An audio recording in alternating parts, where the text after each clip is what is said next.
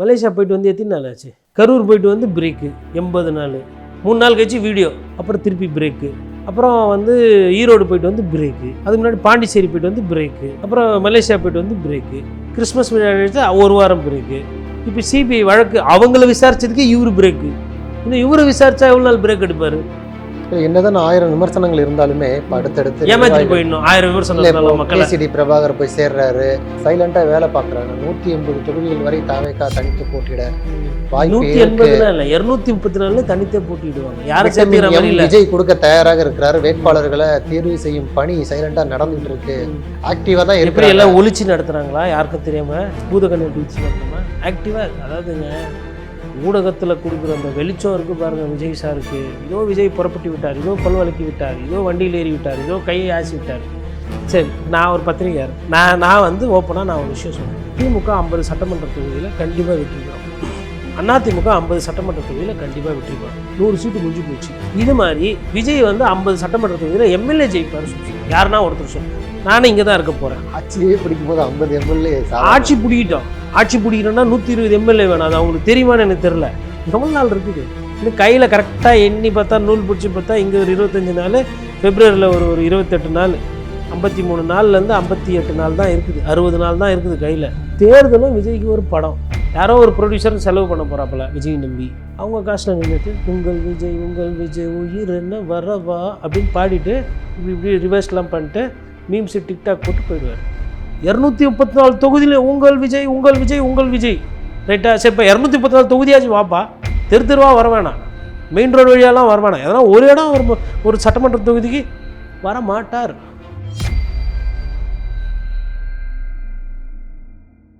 Liberty Tamil நேயர்களுக்கு வணக்கம். இன்றைய நேர்காணலில் நாம் சந்திக்க இருப்பவர் பத்திரிகையாளர் கோட்டீஸ்வரன் அவர்கள். வணக்கம் சார். நேயர்களுக்கு புத்தாண்டு வாழ்த்துக்கள், நெறியாளருக்கு வணக்கம். இந்த கரூர் கூட்ட நெரிசல் விவகாரம் தொடர்பாக தாவேகாவுக்கு ஒரு நெருக்கடி. பொங்கல் சமயத்தில் விஜயை டெல்லிக்கு கூப்பிடுறதா கூட சொல்கிறாங்க.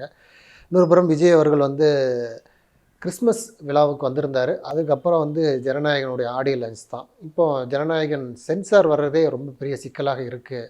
இந்த சிபிஐ ஒருபுறம் சிபிஐ அழுத்தம், அதன் மூலமாக தாவேகாவுக்கு ஒரு அழுத்தம் கொடுக்குறாங்க. பட வெளியீட்டில் கூட அவருக்கு ஒரு சிக்கல் இருக்குது. சென்சார் கூட விரைந்து முடிக்க மாட்டுறாங்க. பல்வேறு சிக்கல்களுக்கு மத்தியில் தாவேகாவுடைய அடுத்தடுத்த நகர்வுகள்லாம் இருக்குது. இந்த சிக்கல்களை நீங்கள் எப்படி பார்க்குறீங்க, விஜய் சந்திக்கக்கூடிய சிக்கல்களை? ஒரு அரசியல் கட்சி நடத்துறதுன்னா அது அவ்வளோ சுலபம் அல்ல. ரொம்ப ஒரு கடுமையான ஒரு நெருக்கடி நிறையா இருக்கும், கஷ்டங்கள் நிறையா இருக்கும். பொதுவாக யார் அரசியல் கட்சி நடத்தினாலும் சரி, நிறைய பஞ்சாயத்து பிரச்சனை இது மாதிரிலாம் வரும். விஜய் அவர்களுக்கு அது கொஞ்சம் கூட வரும். காரணம் என்னென்னா, அவரோட கட்சி நடத்தினுடைய அந்த தன்மை அப்படி. அப்போ அந்த தன்மையானது வந்து இவர் நேரத்துக்கு போனாரோ போலையோ, இல்லை தொண்டர்கள் வந்து சரியாக ஒரு நன்னடத்தையாக நடந்துக்கலையோ, இல்லை காவல்துறை சூழ்ச்சியோ, அது இயற்கைக்கு விட்டுருவோம். ஆனால் 41 உயிர்கள் இறந்தது என்பது ஒரு சொல்ல முடியாத ஒரு துயரமான ஒரு செயல். அது வந்து ஒரு பெரிய பேரிடர். அப்போ ஒரு பெரிய பேரிடரில் வந்து ஒரு வழக்காடு மன்றத்தில் கண்டிப்பாக வழக்கு நடத்தி ஆகணும். விஜய் அண்ணா நல்ல அவர் பார்க்க அழகாக இருப்பார், அவர் படம் நடித்தா நல்லா ஓடும் அப்படின்ற காரணத்துக்காக செத்த 41 பேருக்கு 20 லட்ச ரூபா பணம் கொடுத்துட்டோம், அதனால் பஞ்சாயத்து முடிஞ்சிச்சு அப்படின்னு சொல்லிட்டு நம்ம சொம்ப வச்சு பஞ்சாயத்து பண்ணிட்டு போக முடியாது.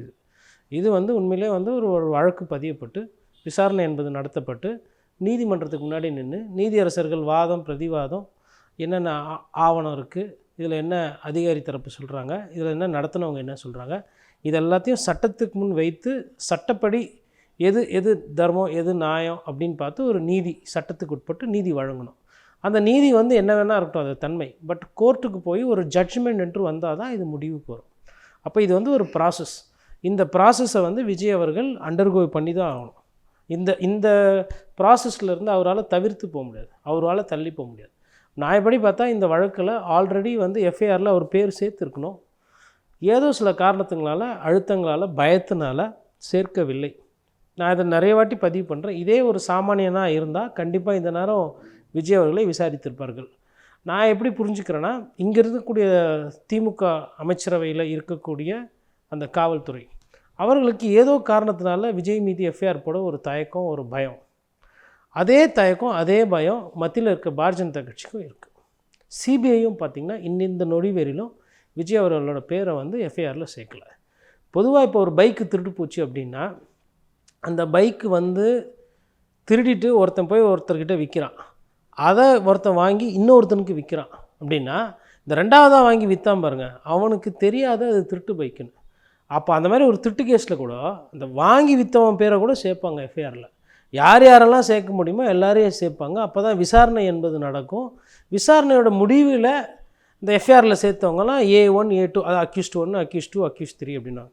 இந்த அக்யூஸ்டை சேர்த்துட்டதுக்கு பிறகு இதில் அக்யூஸ்டுன்றவர் குற்றம் சாட்டப்பட்டவர். இந்த குற்றம் சாட்டப்பட்டவர் நிரபராதியா இல்லை தண்டனைக்கு உரியவரான்றது நீதிமன்றம் பார்த்துக்கும். ஆனால் அந்த ப்ராசஸ்லேயே விஜய் அவர்களுக்கு இந்த நொடி வெறியிலும் வந்து ஒரு என்ன சொல்கிறது, ஒரு மேலெடுத்து சமாச்சாரம், இது வந்து விஜய் வந்து ஒரு உச்சக்கட்ட நடிகர் அப்படின்றதுனால ஒரு சலுகைகள் தரப்படுகிறது. இதை வெளிப்படையாகவே சொல்கிறேன். அந்த சலுகை வந்து முடிகிற நேரம், ஏன்னா இதை ரொம்ப நாள் காலதாமதம் பண்ண முடியாது. அப்படி இருக்கும்போது போகிற போக்கை பார்த்தா கண்டிப்பாக ஜனவரி இறுதியில் வந்து விஜயை கூப்பிட்டு விசாரிக்கணும். விஜய் வந்து எஃப்ஐஆரில் பேரை சேர்த்துட்டு விசாரிக்க போகிறாங்களா, இல்லை விஜய் வந்து சும்மா ஒரு ஐவிட்னஸாக விசாரிக்க போகிறாங்களா, இல்லை விஜய் வைத்து தான் இந்த பிரச்சனை, விஜயை பார்க்குறதுக்கு தான் வந்த கூட்டம், அப்போ அவர் காரணியாக பார்க்குறாங்களா, இல்லை அவர் தான் குற்றவாளின்னு சாட்ட போகிறாங்களா சார்ஜ் ஷீட்டில் என்னன்றதை பார்க்கணும். ஆனால் இது உள்ளபடியாக வந்து இப்போ தான் அவருக்கு வந்து அப்போ வந்து அந்த கரூர் அப்போ சம்பவம் நடந்து அதுக்கப்புறம் இவர் வந்து நடுவில் கொஞ்ச நாள் கேப் விட்டதெல்லாம் வந்து மன ரீதியாக ஒரு பிரச்சனை இருக்கும். இப்போ சட்ட ரீதியாக சில பிரச்சனைகள் கண்டிப்பாக வரும். அதிலிருந்து தப்பிக்கிறதுன்றது அவ்வளோ சில தகவல்கள்லாம் அப்படி வெளில வருது. அதாவது இப்போது விஜயுடைய தாமதம் தான் முக்கிய காரணம் சொல்கிறாங்க. விஜயுடைய நடவடிக்கைகள் குறித்து விசாரித்ததாக கூட ஒரு தகவல் சொன்னாங்க. அதாவது எப்போ போகிறார், இப்போ மலேசியா ஆடியோ லான்ச்சுக்கு 2 நாட்களுக்கு 1 நாட்களுக்கு முன்பாகவே போயிட்டார். எல்லா விஷயங்களுக்கும் முன்கூட்டியே போகிறவர் அரசியல் கூட்டத்திற்கு மட்டும் ஏன் தாமதமாக வராரு, இது போன்ற கேள்விகள்லாம் முன்வைத்தாங்க. கேள்வி அது உண்மை தானே, அது நம்ம கண்ணெதிரில் பார்த்தது தானே. இப்போது விஜய் அவர்கள் வந்து திருச்சி மரக்கடையாகட்டும், இல்லை திருவாரூர் நாகப்பட்டினம் அந்த ஸ்ட்ரெச்சு போனதாகட்டும், இல்லை கூட்டத்துக்கு எல்லாத்துக்குமே அவர் வந்து டயத்துக்கு வந்தது கிடையாது. அவர் டயத்துக்கு சினிமாவுக்கு போயிடுவார், ஷூட்டிங்க்கு கரெக்டாக இருப்பார், பங்க்சுவலாக இருப்பார், அருமையாக நடந்துக்குவார் அப்படின்னு சினிமா பத்திரிகையாளர்கள் எல்லாம் பார்த்தா பாராட்டுறதை பார்த்துருக்கோம். இந்த சைடில் இருக்கிற பத்திரிகையாளர்கள், அதாவது அரசியலை கவர் பண்ணுற பத்திரிகையாளர்கள் பார்த்திங்கன்னா விஜய்க்கு அந்த மாதிரி ஒரு நற்சான்றிதழ் பெருசாக கொடுக்கறது கிடையாது. ஒரு சிலர் வந்து இப்போ விஜய்க்கு சதவீதம் அதிகமாக இருக்குன்ற மாதிரி பேசிகிட்டு இருக்கிறாங்க. எப்படின்னா கண்ணெதிரில் நம்ம என்ன பார்க்குறோமோ நம்ம அதை தான் பேச முடியும். ஒரு டயத்துக்கு சீக்கிரமாக வந்ததோ சீக்கிரமாக போனதோ அந்த மாதிரி எதுவும் எனக்கு தெரிஞ்ச மாதிரி இல்லை. அரசியல் வாழ்க்கையில் சினிமாவில் அஃப்கோர்ஸ் ஷூட்டிங்கு பணம் கொடுக்குறாங்க, காசு கொடுக்குற ப்ரொடியூசருக்கு நஷ்டம் ஆகிடணும் கூட ஒரு தொழிலாளியாவோ இல்லை ஒரு நல்ல நடிகராகவோ ஒரு டைமுக்கு போயிருக்கலாம். பட் அரசியல் வாழ்க்கையில் வந்து அவர் வந்து ரொம்ப ஸ்லோ, பொறுமையாக தான் வருவார். ஒரு காலையில் லேட்டாக எழுந்திரிச்சு அந்த மாதிரி வரக்கூடிய தன்மையை தான் நம்ம பார்த்துருக்கோம். ஒரு வேளை காலையிலே எழுந்துச்சி வீட்டிலே சும்மா உட்காந்து சுற்றிட்டு இருப்பாருன்னு தெரில. 10 மணிக்கு கூட்டம்னா 10 மணிக்கு தான் ஏர்போர்ட்டுக்கே போகிற அந்த கதைலாம் பார்த்துருக்குறோம். அதனால் அது வந்து உண்மை தான். கண்டிப்பாக காவல்துறை அதை கேட்பாங்க. முன்னால் என்ன பண்ணீங்க, நைட்டு எவ்வளோ லேட்டாக படுத்தீங்க, காலைல ஏஞ்சிங்களா, ஏன் விமான நிலையத்துக்கு இவ்வளோ தாமதமாக வந்தீங்க, இல்லை அங்கேருந்து போகும்போது எதனால் பொறுமையாக போனீங்க, எதுக்கு கூட ஒரு 6000 பேர் சேர்த்துட்டு போனீங்க அப்படின்னு சொல்லிட்டு ஆல்ரெடி 20 மணி நேரத்துக்கு மேலே விசாரணை பண்ணியிருக்காங்க. 3 நாளைக்கு மேலே நிர்மல்குமாரை, புஷி ஆனந்த் அவர்களே ஆதவர்ஷனம். கண்டிப்பாக டிரைவரையும் வண்டி ஓட்டுநரையும் கேட்டிருக்காங்க. இப்போது அவங்கக்கிட்டேருந்து ஒரு சில தரவுகள்லாம் எடுத்திருப்பாங்க. அது விஜய்கிட்டையும் வாக்கு மூலம்லாம் வாங்கிட்டு அதையும் எதையும் ஒப்பீடு பண்ணுவாங்க. ஒப்பீடு பண்ணும்போது கிட்டத்தட்ட ஒரே மாதிரி இருந்ததுன்னா பிரச்சனை இல்லை. பட் அதில் முரண் இருந்ததுன்னா விஜய்க்கு ஒரு பெரிய தலைவலி இருக்குது. அதாவது கூட்டணி அப்படின்றத தாண்டி இது என்றைக்காக இருந்தாலும் அவருக்கு மேலே ஒரு கரும்புள்ளி தான். அதில் வந்து மாற்றுக்கிறது கிடையாது. இல்லை, இந்த சிபிஐ விசாரணை கொடுத்த உடனேவே விஜய் போட்ட ட்விட்டு வந்து நீதி வென்றதுன்னு தான் போட்டிருந்தார். இப்போ நீங்கள் சொன்னது போல் இப்போ 3 நாட்கள் குறைஞ்ச 20 மணி நேர விசாரணையெல்லாம் தொடர்ச்சியாக நடைபெற்றது. இந்த 3 நாட்கள் விசாரணைக்கு பிறகு கூட வெளியே வந்துட்டு நீதி வெல்லும், இப்போ போட வேண்டியது நீதி வெல்லும் தான். இல்லை, இப்போ அதானே சொல்கிறாங்க, நீதி உண்மையாக வெல்லும் தானே. நான் எப்படி புரிஞ்சுக்கிறேன்னா கூட்டணி போகிறீங்கன்னு புரிஞ்சுக்கிட்டா, சிபிஐ வந்து பாஜகனுடைய கைப்பாவை என்பது பல வருடங்களாக இருக்கக்கூடிய குற்றச்சாட்டு. அந்த குற்றச்சாட்டுக்கு ஏற்றார் போல் தான் அவங்க நடந்துக்கிறாங்க. உண்மையிலே விஜய் இதில் நீதியாக விசாரணை வேணும் கொள்ளணும்னா இந்த நேரம் வந்து சார்ஜ் ஷீட்டில் பேரை சேர்த்து அவர் விசாரிச்சிருக்கணும். எதுக்கு 41 பேர் செத்த கேஸில் இப்படி தான் பொறுமையாக டிஃபன் சாப்பிட்டு காப்பி குடிக்கிற மாதிரி பண்ணியிருப்பீங்களா? பொறுமையாக டெய்லி நடக்கிற ஏதோ ஒரு விஷயம் மாதிரி இது வந்து ஒரு அசாதாரண ஒரு சூழ்நிலையில் ஒரு சிறுமி பாலியல் சீண்டலுக்கு வன்கொடுமைக்கு உள்ளானா உடனே விரைவு நீதிமன்றம் மகிழா கோர்ட்டு நடந்துதான் நல்லதாக சொல்லிட்டு தூக்கின்னு போயிட்டு உள்ளே போடுறோம். அதை எல்லாரும் வரவேற்கிறாங்க. ஒருவேளை காவல்துறையில் இந்த மாதிரி அத்துமீறல் நடக்கும்போது என்கவுண்டர் யாருன்னா ஒருத்தர் பண்ணியிருந்தா கூட ரவுடி பையன் தான் செத்தது தப்பு இல்லை அப்படின்னு பேசுகிற அந்த அதிக பிரசங்கித்தனமும் இருக்குது. அதில் மக்கள் ஒரு சிலர் அது சந்தோஷப்படுற அந்த தன்மையும் இருக்குது.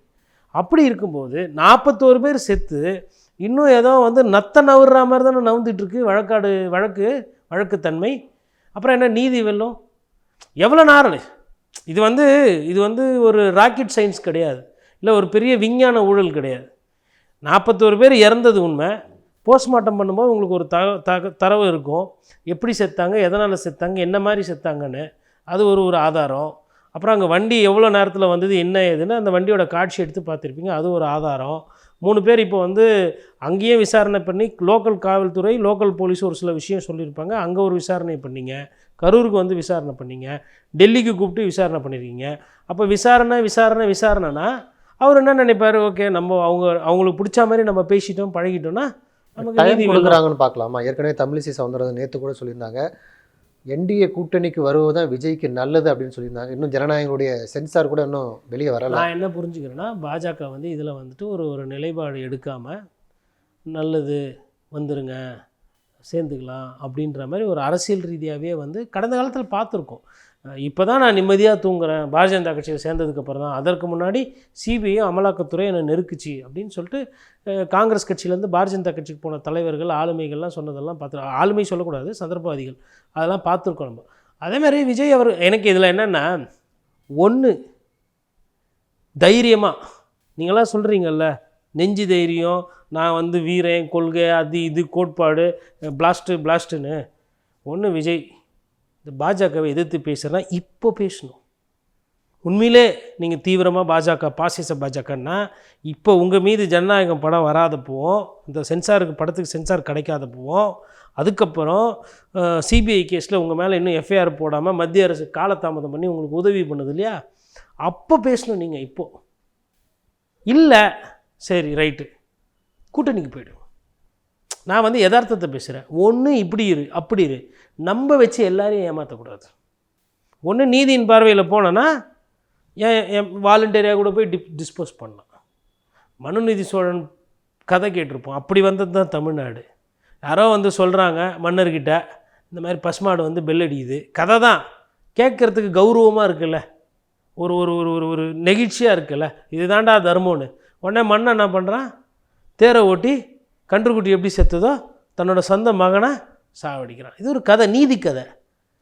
நாங்கள் வந்து மாற்று தூய கட்சி, அந்த கட்சி, இந்த கட்சின்னு சொல்கிறதுக்கு முன்னாடி, அப்போ உண்மையிலே நெஞ்சு தைரியம் இருக்குன்னா இப்போ சொல்லுங்கள், விஜய் சார் பாஜக பற்றி எதிர்த்து பேசுங்க, நான் ஒத்துக்கிறேன், நான் வந்து என்னோடய நிலைப்பாடுமே மாற்றிக்குவேன், சொல்ல மாட்டார்.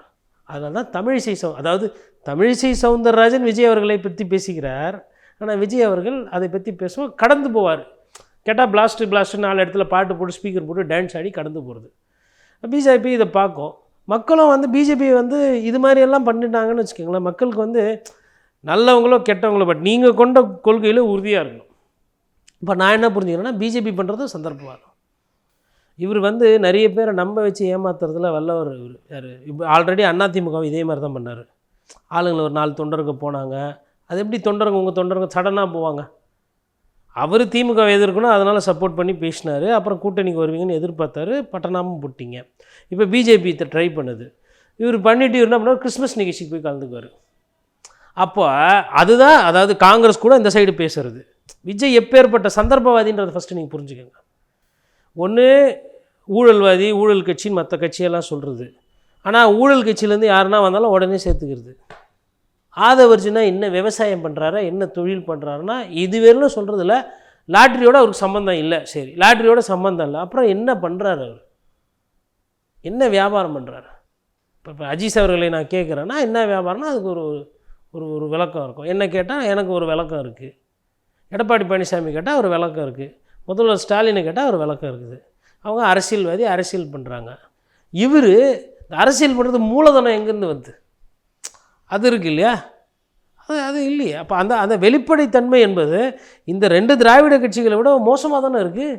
தாவேக்கல யார் வந்தாலும், எந்த கட்சியிலேருந்து வந்தாலும் சேர்த்துக்கிறீங்க. பிஜேபியிலேருந்து வந்தால் சேர்த்துக்கிறீங்க, விசிகாலேருந்து வந்து சேர்த்துக்கிறீங்க, அதிமுகலேருந்து வந்து சேர்த்துக்கிறீங்க. நாளைக்கு திமுகலேருந்து யாரோ அமைச்சர்கள்லாம் வரா மாதிரி இருக்காங்கன்னு செங்கோட்டையன் மற்றவர்கள் பேசிட்டு உங்களுக்கு முன்பு பல பேர் சேர வாய்ப்பு இதெல்லாம் வந்து இந்த ஒரு இதுதான் என்ன சொல்கிறோம், ஒரு பில்டப்பு. நிறைய கட்சிகள்லேருந்து நீக்கி வெட்டப்பட்டவர்கள், கூட்டணியிலேருந்து வெளியில் போனவங்களாம் நிறைய பேர் சும்மா தான் சுற்றிக்கிட்டு இருக்கிறாங்க. அந்த மாதிரி சும்மா சுற்றிக்கிறவங்க நிறைய பேர் போய் சேருவாங்க. அது இங்கே பிரச்சனை இல்லை. இப்போ திமுகவில் அதிமுகவில் சீட்டு கேட்குறாங்க, சீட்டு கிடைக்கலன்னா கூட இந்த கோவத்தை கட்டத்துக்கு போய் சேருவாங்க. இதெல்லாம் நடக்கும், அதெல்லாம் இருக்கும். நீங்கள் இந்த மாதிரி நேரத்தில் இப்போ அட்லீஸ்ட் ஜனநாயகம் படத்துக்கு சென்சார் வரல, அது ஒரு சர்ச்சையாகுது. விஜய்க்கு சார்பாக இருக்கக்கூடிய சினிமா பத்திரிகைக்காரர்கள் பொங்கி எழுறாங்க. எப்பா அங்கங்கே போராட்டம் நடக்குது.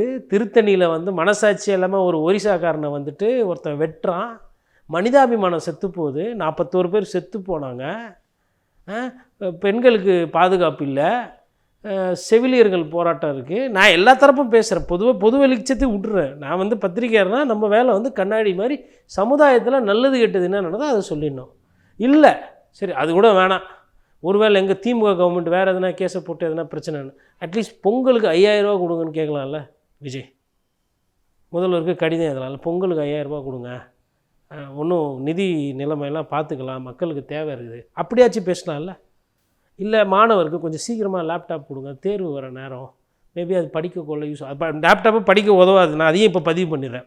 நம்ம ஒரு காலத்தில் என்னன்னு நினச்சோமோ வளர்ச்சின்னுமோ இந்த செல்ஃபோனும் லேப்டாப்பு தான் இன்றைக்கி பசங்களை சீரழிக்குது. புஸ்தகத்தை பார்த்து படிக்கிறத விட்டு ஆசிரியர்கிட்ட இருந்த அந்த பந்தம் போச்சு. எல்லாம் டிக்டாக் முகத்தில் எல்லாம் வைப்பு பண்ணி பாதி பேர் புள்ளிங்கோவாக போய் மென்டலாக சுத்த போகுது சமுதாயம். எல்லாம் இருக்குது. இப்போ திருப்பி மறுபடியும் விஜய்க்கு வருவேன். என்ன காரணம், அவர் வந்து சூழ்நிலை அரசியல்வாதி, சந்தர்ப்பவாதத்துக்கு ஏற்ற மாதிரி அரசியல் பண்ணுறார். ஒரு நிலையான ஒரு கொள்கையில் எடுக்கிற மாதிரி தெரியல, சும்மா பாசிச பாஜக ஏமாற்றிட்டு திரிகிறார். பாசிச பாஜகன்றதை தாண்டி எதுவுமே பேச மாட்டார். அநேகமாக இன்னும் ஒரு 2 நாள் 3 நாள் தாங்குவாங்க ப்ரெஷரு. 9ஆம் தேதி ரிலீஸ் நினைக்கிறேன் ஜனநாயகன், 7 வரலும் தாங்குவாங்க. 7ஆம் தேதி வரலாம் சென்சார் வரலாம்னா திருப்பி மாஸ்டர் படத்துக்கு எப்படி எடப்பாடி பழனிசாமி முன்னாடி போய் நின்னாங்க தெரியுமா ஒரு டீமு, ஐயா பார்த்து செய்யுங்க, நீ பெரிய ஸ்டாருப்பா. இப்போ தாசில்தார்கிட்ட போனால் தாசில்தாரே எவ்வளோ நிற்க வைக்கிறாரு. போனோன்னா வாங்க பப்ளிக், சொல்லுங்கள் பப்ளிக் என்ன வேணும் உங்களுக்கு, ஐயோ பட்டாவாதோ இப்போ 10 நிமிஷத்தில் பண்ணி கொடுத்துறேன். டிஜிட்டல் இந்தியா நம்ம ஆட்சி நடக்குது, திராவிட கலாச்சாரம், நம்ம எப்பேற்பட்ட அரசாங்கம் அப்படின்னு போனவுடனே உடனே போட்டு கொடுத்துட்றாங்களா.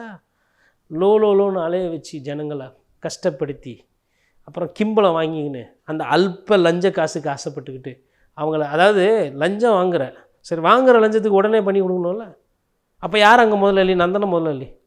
அதுவும் கிடையாது. இப்போ ஒரு எடுத்துக்காட்டுக்கு சொல்கிறேன். அப்படி இருக்கும்போது பல கோடி ரூபாய் போட்டு போகிற சென்சார் போர்டு, அதுவும் மத்திய அரசில் இருக்கிற அதிகாரி எவ்வளோ ஏத்தமாக பண்ணுவாங்க. காது உள்ள அப்படியே சொரிஞ்சிக்கின்னு சென்சாரா கே Jananayagan movie officer section officer உப்பர் அப்படின்பா. உப்பர் போனால் நீச்சே அப்படின்பா. அங்கே போனால் இங்கே இல்லை அங்கே இல்லை. நேற்று வரலும் வேறு. நேற்று வந்து நீங்கள் அரசியலுக்கு ஆசைப்படலை, இப்போது அரசியலுக்கு ஆசைப்பட்டுட்டீங்க. அப்போ முதலாளிக்கு கோபம் வராத அளவு அதிகாரிகள் நடந்துக்குவாங்க. அதுதான் தமிழிசை ஜாடமாடியாக சொல்கிறாங்க, மவாதியாக இப்படிக்கா வந்துருங்க, நாங்கள் மரியாதையாக அவங்கள நல்லா பார்த்துக்குறோம் அப்படின்றாங்க. வரல அப்படின்னும் போது ஒரு சில சிக்கல் வரும். இல்லை இவராட்சி, இப்போ இது ஒரு விமர்சனம் தானே, இப்போ நம்ம 2 பேர் பேசுகிறது விமர்சனம் தானே. இது விஜய்க்கு தேவையா? ஆல்ரெடி திருப்பரங்குன்ற விஷயத்தில் ஏதோ ஒரு நிலைப்பாடு எடுக்கும். என்னதான் 1000 விமர்சனங்கள் இருந்தாலுமே இப்போ அடுத்தடுத்து ஏமாற்றி போயிடணும். 1000 விமர்சனம் மக்கள். கேசிடி பிரபாகர் போய் சேர்றாரு, முன்னாள் எம்எல்ஏக்கள் போய் சேர்றாங்க, அடுத்தடுத்து ஏதாவது ஒரு நிகழ்வு நடந்துக்கிட்டே தான் இருக்குது. சைலண்ட்டாக வேலை பார்க்குறாங்க. 180 தொகுதிகள் வரை தாவேக்கா தனித்து போட்டியிட வாய்ப்பு இருக்கு. 234 தனித்தே போட்டிடுவாங்க. யாரும் விஜய் கொடுக்க தயாராக இருக்கிறாரு. வேட்பாளர்களை தேர்வு செய்யும் பணி சைலண்டாக நடந்துகிட்டு இருக்கு. ஆக்டிவாக தான் இருக்கு. எல்லாம் ஒழிச்சு நடத்துகிறாங்களா யாருக்கும் தெரியாமல் பூதகண்ணி வச்சு பார்க்கணுமா? ஆக்டிவாக, அதாவதுங்க ஊடகத்தில் கொடுக்குற அந்த வெளிச்சம் இருக்குது பாருங்கள் விஜய் சாருக்கு. இதோ விஜய் புறப்பட்டு விட்டார், இதோ பல்வலக்கி விட்டார், இதோ வண்டியில் ஏறி விட்டார், இதோ கையை ஆசி விட்டார். கமலுக்கு கூட அவ்வளோ கொடுக்கல. கமலுக்கு கொடுக்கல, அது வேறு ஒரு பிரச்சனை. ஏன்னா அவர் பேசுகிறது 10 நேரம் நமக்கு புரியாது. சார் பேசுகிறது இப்படி சுற்றி கித்தி பேசி ஒன்றும் பாதிமாக தான் புரியும். சரி அதுவாச்சும் ரைட்டு. விஜயகாந்த் அவர்களுக்கு இவ்வளோ பப்ளிசிட்டி கொடுத்தாங்களான்னா இல்லை. அன்றைக்கி அந்த டிக்டாக் மோகம், ரீல்ஸ் மோகம்லாம் கிடையாது, சமூக வலைத்தளம் கிடையாது. ஆனால் பத்திரிகையாளர்கள் வந்து தொடர்ந்து விஜய் அவர்களை தூக்கி பிடிக்கிறார். அதாவது திமுக மீது விமர்சனம் வைப்பது என்பது ஒரு தன்மை, திமுக மீது விமர்சனம் வைக்காமல் வசதியாக வந்து விஜயை தூக்கி பிடிக்கிறது இன்னொரு தன்மை. அதுதான் எனக்கு என்ன ஒரு விஷயம் புரியலன்னா, சரி நான் ஒரு பத்திரிகையாளர், நான் வந்து ஓப்பனாக நான் ஒரு விஷயம் சொல்கிறேன். திமுக 50 சட்டமன்ற தொகுதியில் கண்டிப்பாக வெற்றி பெறும். அதிமுக 50 சட்டமன்ற தொகுதியில் கண்டிப்பாக வெற்றி பெறும். 100 சீட்டு முடிஞ்சு போயிடுச்சு. இது மாதிரி விஜய் வந்து 50 சட்டமன்ற தொகுதியில் எம்எல்ஏ ஜெயிப்பார் சொல்ல யாருன்னா ஒருத்தர் எல்லாம் சொல்கிறாங்கல்ல. ஜனநாயகன் ஜனவரி 9 ஜனநாயகனை கொண்டாடுவோம், அதுக்கப்புறம் முதல்வர் விஜயை கொண்டாடுவோம்னு சொல்லி செங்கோட்டையன் சொல்லிட்டார். ரைட்டு. செங்கோட்டையனோ இல்லை பத்திரிகையாளரோ அந்த ஆட்சி பிடிப்போம் அந்த கதைலாம் வேணாம். 50 எம்எல்ஏ கண்டிப்பாக விஜய் பிடிப்பாருன்னு சொல்லிட்டு கட்சியில் இல்லாதவங்க பொது மேடையில் ஒரு சிலர் விஜய்க்கு ஆதரவாக பேசுகிறாங்கல்ல, அவங்க யாருன்னா 50 எம்எல்ஏ விஜய் கண்டிப்பாக இந்த வாட்டி ஜெயிச்சுருன்னு சொல்ல நானும் இங்கே தான் இருக்க போகிறேன். ஆட்சியே பிடிக்கும் போது 50 எம்எல்ஏ ஆட்சி பிடிக்கிட்டோம்னா 120 எம்எல்ஏ வேணும். அது அவங்களுக்கு தெரியுமான்னு எனக்கு தெரில. ஏங்க தேர்தலே வந்து கிட்டத்தட்ட 100-120 எம்எல்ஏ சீட்டுக்கு தான் நடக்க போகுது. ஏன்னா திமுக அண்ணா திமுகவே நான் சொன்ன மாதிரி 50 சீட்டு புஷ்ன்னு போயிடுவாங்க. 100 சீட்டு அதிலே போயிடும். மிச்சம் இருக்கிறது 134. இந்த 134 நீங்கள் கூட்டணிக்கு நிறைய சீட்டு கொடுப்பீங்க. ஒரு கட்சி வந்து ஃபோக்கஸே 100 சீட்டு 120 சீட் தான் பண்ண முடியும். அப்படி தான் இருக்குது நிலவரம். அது தாவேக்காக்கு தான் இது பொருந்தும். ஆனால் இதெல்லாம் வந்து 44%, 18லேருந்து 25 வயசு பசங்க 100% இப்படி இருக்காங்க. சரி 100% போய் ஓட்டு போட்டாலும் அந்த கேட்டகரியில் இருக்கிறவங்க 25% தான். நான் சொல்கிறது 18 வயசுலேருந்து 35 வயசு வரலாம். நான் 25ஓட கூட நெருக்கல. அந்த பசங்க அவங்க அம்மா அப்பாட்ட சொல்லுவாங்க இந்த மாதிரி விஜய் 35 வயசு ஆட்கள் வந்து பசங்க கிடையாது. கல்யாணம் கொடுத்தணும், ஒரு வாழ்க்கையில் ஒரு நிலைப்பாடு வந்திருப்பாங்க, அதுலேயுமே யோசிப்பாங்க. 40 வயசுக்கு மேலே இருக்கிறவங்களோட சிந்தனை வேறு. நீங்கள் பாண்டு பைக்கில் போகும்போது 2 பேர் கட்டஸ்ட்டு அந்த படம் பார்த்தீங்களா, ஒரு 2 பிள்ளைங்க வந்துட்டு போயிட்டு அந்த இங்கிலீஷ் ஸ்பீக்கர்கிட்ட வந்து chief minister of India Vijay வைப்பு பண்ணாங்கல்ல, அந்த மாதிரி பூரா சுற்றும்போது அடடா அப்படி போதா கதை.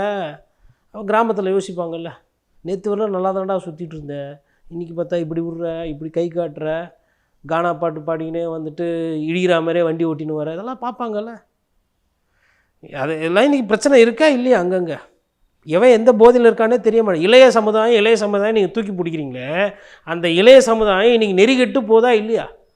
தேடனா ஒரு குக்கேஷு, தேடனா ஒரு பிரக்யானந்தா, தேடனா ஒரு ஐஐடியில் படிக்கிற மாணவர், ஒருத்தர் கோல்டு மெடல் தேடி பார்க்க வேண்டியதாக 3000 பசங்க தான் நீட்டு தேர்வு பிரச்சனையில் 7.5 டாக்டர் ஆகிருக்காங்க. பெருமையாக இருக்குது. அந்த மாதிரி எடுத்துக்காட்டுகள் தான் எனக்கு வேணும். இல்லை நம்புகிறாங்கல்ல. இப்போ அதிமுக ஆகட்டும் திமுக ஆகட்டும் தேர்தல் பணிகளை தொடங்கிட்டாங்க, அறிக்கை தயாரிக்க குழு அமைச்சாச்சு, மண்டல மாநாடு மகளிர் மாநாடுன்னு அடுத்தடுத்து போயிட்டே இருக்கிறாங்க. இவர் கிறிஸ்மஸ் விழாவுக்கு அப்புறம் இப்போ தான் ஜனநாயகன் நாடு லஞ்சு போயிருக்கிறாரு. ஆனாலுமே அந்த கட்சியினர் ஆட்சியை பிடிக்கதாங்க நம்புகிறாங்கல்ல. நம்பலை, பரப்புகிறாங்க. நம்புறது வேறு, பரப்புறது வேறு. பார்ட் டைம் பாலிடிக்ஸ் தான் இன்னமும் பண்ணின்னு இருக்கார். நான் இந்த பார்ட் டைம் பாலிடிக்ஸ்ன்ற வார்த்தையை கிட்டத்தட்ட நானும் 1.5 வருஷமாக பேசிகிட்டு இருக்கிறேன். சரி மலேசியா போனீங்க, விமானம் பயங்கரமாக ஒரு ஏன்னா நியூயார்க்கு, ஃப்ரான்ஸு, பாரிஸு, துபாயெலாம் சுற்றிட்டு வருது சென்னைக்கு. ஏன்னா டயர்டாக இருப்பீங்க. சரி ஒரு நாள் ரெஸ்ட்டு, சரி 2 நாள் ரெஸ்ட்டு. மலேசியா போயிட்டு வந்து எத்தனை நாள் ஆச்சு? கரூர் போயிட்டு வந்து பிரேக்கு 80 நாள். 3 நாள் கழிச்சு வீடியோ, 3 நிமிஷம் வீடியோ, 5 நிமிஷம் வீடியோ, அப்புறம் திருப்பி பிரேக்கு. அப்புறம் வந்து ஈரோடு போயிட்டு வந்து பிரேக்கு. அதுக்கு முன்னாடி பாண்டிச்சேரி போயிட்டு வந்து பிரேக்கு. அப்புறம் மலேசியா போயிட்டு வந்து பிரேக்கு. கிறிஸ்மஸ் விழா எடுத்து 1 வாரம் பிரேக்கு. இப்போ சிபிஐ வழக்கு அவங்கள விசாரித்ததுக்கு இவர் பிரேக்கு. இன்னும் இவரை விசாரித்தா எவ்வளோ நாள் பிரேக் எடுப்பார்? எத்தனை பிரேக் எடுக்க போகிறீங்க? அது தேர்தல் வர சீக்கிரமாக வருதுன்ற மாதிரி சொல்கிறாங்க. ஒருவேளை ஏப்ரல்லே வருதுன்னா ஃபெப்ரவரியில் வந்துடும். எவ்வளோ நாள் இருக்குது? இன்னும் கையில் கரெக்டாக எண்ணி பார்த்தா, நூல் பிடிச்சி பார்த்தா இங்கே ஒரு 25 நாள், ஃபெப்ரவரியில் ஒரு 28 நாள், 53 நாள்லேருந்து 58 நாள் தான் இருக்குது, 60 நாள் தான் இருக்குது கையில். தேர்தல் ஆணையம் நன்னடத்தை வர்றதுக்குலாம், நன்னடத்தைக்கு மேலெலாம் வந்து நீங்கள் டக்குன்னுலாம் பண்ண முடியாது. எல்லாத்தையுமே பர்மிஷன் வாங்கணும். இப்போ ஈரோடு முடித்த கையோட இவர் கடலூர், விழுப்புரம், அதுக்கப்புறமா தருமபுரி, சேலம், கோயம்புத்தூர், இல்லை மேலே மேட்டுப்பாளையம், ஊட்டி, அப்புறம் ராமநாதபுரம், அது மாதிரி ஒரு 7-8 மாவட்டத்தில் பர்மிஷன் வாங்கியிருக்கணும். பர்மிஷன் வாங்கியிருந்தால் இந்த நேரம் செய்தி வந்திருக்கும். மாவட்ட செயலருக்கு வந்து அப்ரோச் பண்ணியிருக்காரு பர்மிஷன். அப்படிலாம் என்னவே கிடையாது. அவங்க என்ன நினைக்கிறாங்கன்னா, இது இப்படி புரிஞ்சுக்கோங்க, இல்லை நான் அப்படி தான் புரிஞ்சுக்கிறேன். தேர்தலும் விஜய்க்கு ஒரு படம். யாரோ ஒரு ப்ரொடியூசர் செலவு பண்ண போகிறாப்புல விஜய் நம்பி, பணம் விஜய் நம்பி அரசியலில் போகிறதுக்கு ஆள்லாம் இருக்கிறாங்க. ஆதவர்ஜனா கூடவே இருக்கிறாரு. யாரோ ஒருத்தர் கொடுப்பாங்க காசு. அவங்க காசில் நின்றுட்டு உங்கள் விஜய் உயிர் என்ன வரவா அப்படின்னு பாடிட்டு இப்படி ரிவர்ஸ்லாம் பண்ணிட்டு மீம்ஸு டிக்டாக் போட்டு போயிடுவார். 234 அதானே திண்டுக்கல் வந்தார்ல. திண்டுக்கல் மாவட்டம் வந்தாவே திண்டுக்கல், நத்தம், ஒட்டஞ்சத்திரம், அதுக்கப்புறம் பழனி, அப்புறம் வேடசந்தை, எல்லா இடத்துலேருந்து நிலக்கோட்டை, எல்லா இடத்துலேருந்து வந்துடுவாங்கண்ணே. திண்டுக்கல் முடிஞ்சிச்சு. அடுத்து ராமநாதபுரம் போவாங்க. என்ன திருவாடனை, முதுகுளத்தூர், ராமேஸ்வரம், முடிஞ்சிச்சு. எப்போ ஒரு வாட்டி தானே அதானே ஒரு இடம் வந்தாலுமே முடிஞ்சிச்சுண்ணே போட்டு அதுக்கு ஒரு டான்ஸ் போட்டு இப்படி இப்படி மூவ்ஸ்லாம் காட்டிட்டு போயிடுவாங்க. இதான் நடக்க போகுது கட்சியில். நீங்கள் நினைப்பீங்க தொகுதியாலாம் இவர் வரமாட்டார். அதாவது எல்லா தொகுதியில் இருக்கிறவங்களும் ஓட்டு போடணும். 234 தொகுதியில் உங்கள் விஜய் ரைட்டா? சரி, இப்போ 234 தொகுதியாச்சும் வாப்பா, தெருவாக வர வேணாம், மெயின் ரோடு வழியாலாம் வர வேணாம். எதனா ஒரு இடம் ஒரு சட்டமன்ற தொகுதிக்கு வர மாட்டார். ஆனால் ஊடகங்கள், பத்திரிகையாளர்கள், அப்புறம் விஜயோட ரசிகர் பெருமக்கள், விஜயோட நலன் விரும்பி சினிமா பத்திரிகையாளர்கள், அப்புறம் விஜய் கூட போனால் நமக்கு எதுனா கிடைக்கும் அப்படின்னு இருக்கக்கூடிய கூட்டணி கட்சி எல்லாம் அப்படியே ஹைப்பு கொடுப்போம். விஜய் நான் இங்கே தான் உட்காந்து இருக்க போகிறேன், நான் அதை பார்க்குறதுக்கு தயாராக இருக்கிறேன், எனக்கு உழைப்பே உயர்வுன்றதில் நம்பிக்கை இருக்குது. விஜயோட இந்த உழைப்பு அவரை முதலமைச்சர் நாற்காலியில் உட்கார வைக்காதுன்றது என்னோட கணிப்பு. 1000 இருந்தாலும் போய் ஒரு மக்களை போய் 5 வருஷத்துக்கு ஒரே ஒரு வாட்டி தான் இந்த பெரிய தலைங்க ஓட்டு கேட்குதுங்க. யாரும் இந்த கட்சி ஆளுமைகள் என்று சொல்லக்கூடியவர்கள். அது கூட இவர் பண்ண மாட்டார், பண்ண போகிறது இல்லை. ஏன்னா அவருக்கு நேரம் இல்லை, நேரத்தெல்லாம் விரயமாக்கிட்டு இருக்காரு. இப்போ நாளைக்கு காலையில் பல்லு வளர்க்கும்போது முடிவு பண்ணிட்டார், இல்லை இந்த மாதிரி இந்த பத்திரிகையாளர்கள் நம்ம ஒரு சிலர் நம்மளை இது மாதிரி பேசுகிறாங்க, நான் யாருன்றது காட்டுறேன். ஒரு வேலை சரி உழைச்சா தப்பு இல்லையே, உழைக்க தானே சொல்கிறாங்க, ஊழல் பண்ண சொல்லியே. போய் காலைல வந்தவாசி, மதியம் செய்யாறு, நைட்டு திருவண்ணாமலை, மறுநாள் போலூர், காலைல மத்தியானம் பக்கத்தில் இருக்க ஊர், அப்படியே ஆரணி, அப்புறம் ஆரணி முடிச்சுட்டு அதுக்கப்புறம் அப்படியே விழுப்புரம், அப்புறம் திண்டிவனம், அப்புறம் கடலூர் சிட்டி, அதுக்கப்புறமா உங்களுக்கு உளுந்தூர்பேட்டை முடிஞ்சு இந்த சைடு வந்தால், இல்லை அப்படிக்கா போனால் சிதம்பரம் ரூட்டு, அப்படியே நாகப்பட்டினம் போனால் 3 தொகுதி, வேதாரண்யம், நாகப்பட்டினம், அப்புறம் இன்னொரு தொகுதி கீழ்வேலூரோ அது திருத்துறைப்பூண்டியோ பக்கத்தில் வரும், 3 தொகுதி. இப்படி மேப்பு போட்டு போகணும் இல்லைங்க. இந்த நேரத்தில் உண்மையிலே நீங்கள் கட்சி நடத்துறீங்க, உண்மையிலே மக்களை செஞ்சு வாக்கு கேட்குறீங்க, போகணும்ல. இப்படி பிடிச்சின்னு போனாலுமே இந்த மேப்பை பிடிச்சின்னு போகும்போது என்ன ஆகிடும்னா, இப்போ உதாரணத்துக்கு நீ கிருஷ்ணகிரி போகிறேன்னு வச்சுக்கோங்களேன், கிருஷ்ணகிரிக்கு போகிறதுக்கு முன்னாடி வேலூர் ஜோலார்பேட்டையை தொட்டுட்டு கிருஷ்ணகிரி போகணுமா, இல்லை கிருஷ்ணகிரி போய்ட்டு தருமபுரி போய் சேலம் வழியாக திருப்பி வரணுமா, இல்லை இப்படி போய் இப்படி முடிச்சுன்னு வர்றதா, இல்லை ராணிப்பேட்டை வழியாக திருப்பி சென்னைக்கு வரதா, டவுட்டு வரும். ஏன்னா எப்படி போனாலும் ஒரே நேரத்தில் ஒரே ரூட்டில் 214 தொகுதியும் சைக்கிளாக சுற்ற முடியாது. அது ஒரு 3 சைக்கிள் போடணும். 3 சைக்கிள் சுற்றும் போது தான் ஒரு சைக்கிளாக அப்படியே கடைசியாக என்ன பண்ணோம், ராமேஸ்வரம், நாகப்பட்டினம்லாம் டஃப் கொடுக்கும். ஏன்னா கார்னர் திருப்பி அதுக்கு நீங்கள் ஒரு வாட்டி போகணும். அதேமாதிரி கன்னியாகுமரி ஒரு கார்னர், கன்னியாகுமரியில் 6 தொகுதி இருக்குது. எப்படி அங்கே போயிட்டு சரி அங்கே போனால் சர்ச்சு ஃபாதர் ஓகேப்பா, கண்டிப்பாக நீ தான்ப்பா போப்பா, ஜோசப் விஜய் விட்டுருப்பா சொல்லுவார். சரி ராமநாதபுரத்துக்கு என்ன பண்ணுவீங்க, அங்கே சர்ச்சு கம்மியாகுது, என்ன பண்ணுவீங்க, திருச்சி வருவீங்க, சரி ரைட்டு, அங்கேயும் ஏதோ ஒரு பேராரு சொல்கிறாரு கொள்கிறாரு, காங்கிரஸ் கட்சி கூட இருக்குது. அப்பா இவ்வளோ நாளாக அப்போ திமுக எதுவும் செய்யலை, சரி நீங்கள் என்ன திமுகவுக்கு செஞ்சீங்க எக்ஸ்ட்ராவா? இங்கே தமிழ்நாட்டில் எல்லாரும் ஒத்துமையாக இருக்குமா இல்லையா? அதுக்கு காரணம் அண்ணா திமுக, திமுகன்ற அந்த 2 திராவிட கட்சிகள் தானே. இது நிறைய பேருக்கு புரியாதா, இல்லை தெரியாதா? இப்போது அண்ணா திமுகனா பிஜேபி தலைமையில் அப்படியே சுரிஞ்சிக்குதா? பிஜேபி சொல்லும் அயோத்தியா உருவாக்குவோன்னு. நான் இதை நிறைய வாட்டி திருப்பி சொல்கிறேன், எந்த கொம்பனாலையும் தமிழ்நாட்டில் அயோத்தியாவை உருவாக்க முடியாது. அயோத்தியாவுக்கு இங்கே தேவை இல்லை. எங்களுக்கு திருப்பரங்குன்றம் இருக்குது, எங்களுக்கு சிக்கந்தர் மலை இருக்குது, எங்களுக்கு அது போதும். புதுசாலாம் உருவாக்க வேண்டிய அவசியமே கிடையாது. அந்த அரசியல் இங்கே 100% எடுப்படாது. ஆனால் லோக்கல் அதை வைத்து ஒரு கொஞ்சம் ஓட்டு அது வேறு, அரசியல் வேறு, உருவாகிறதுன்றது வேறு. இந்த மண்ணில் அந்த மக்களுக்கு நமக்கு இது ஒரு வகையான நோய்ங்க. அதாவது சாதி பாசம் வேறு, சாதி வெறி வேறு, மத பாசம் வேறு, மத வெறி வேறு.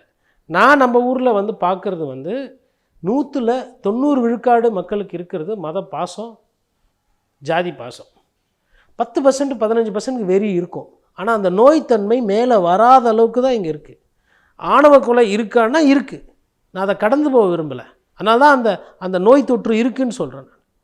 ஆனால் அது ஒரு பர்மிசிபிள் லெவலில் பிரச்சனை இல்லாத போது யாருக்கும் எந்த பிரச்சனையும் கிடையாது. இன்னொன்று இந்த மாதிரி விஷயங்களுமே அதை நம்ம இங்கேருந்து பார்க்குறது ஈஸி, இங்கேருந்து கருத்து சொல்கிறது ஈஸி.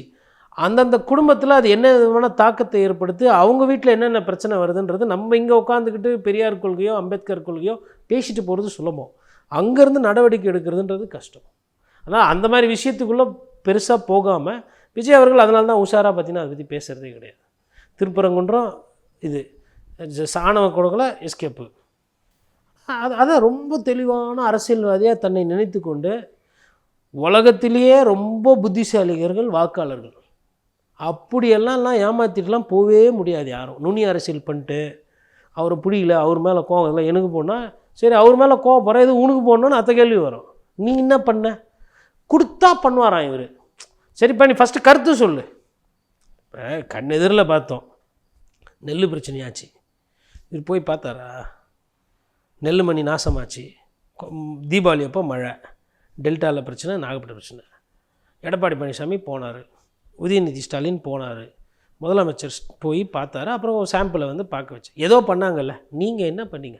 உங்களுக்கு என்ன என்ன கலெக்டர் வேலையாக இருக்குது? இப்போது அரசியலுக்கு வந்தாச்சு. விவசாயி பிரச்சனைக்கு எங்கன்னா விஜய் ஒரு அட்லீஸ்ட் ஃபோட்டோ ஷூட்டாச்சு, ஒரு டிராக்டர் ஓட்டுற மாதிரி, இல்லை ஒரு பாட்டிமா கிட்ட போய் நெல் வாங்குற மாதிரி, இல்லை ஒரு கோணி பையில் வந்து நெல் போட்டு இது சாக்கு எதுனா ஷூட்டிங்காச்சும் நடத்தினீங்களா? மோடியாக இருந்தால் ஷூட்டிங்காச்சும் நடத்திருப்பார். இப்படி ஏதோ வேறு அது பேர் வந்து கிசான் ஹே அப்படின்னா, இல்லைங்க கிசான் சொல்லக்கூடாது, தமிழ் விவசாயி சொல்லணும் தமிழில் அப்படின்னு. ஓ விவசாயி போலோ, விவசாயி விவசாயி ஹே ஏதோ பண்ணியிருப்பார். ஷூட்டிங்காச்சும் நடத்திருப்பார் மோடி.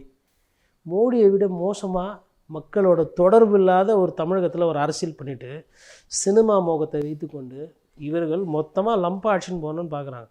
அதை திராவிட கட்சிகள் விட மாட்டாங்க. நன்றிண்ணா. நிறைய நல்ல பயனுள்ள தகவல்களை நேயர்களுக்கு சொல்லியிருக்கீங்க. உங்களுடைய நேரத்துக்கு மிக்க நன்றி. நன்றி.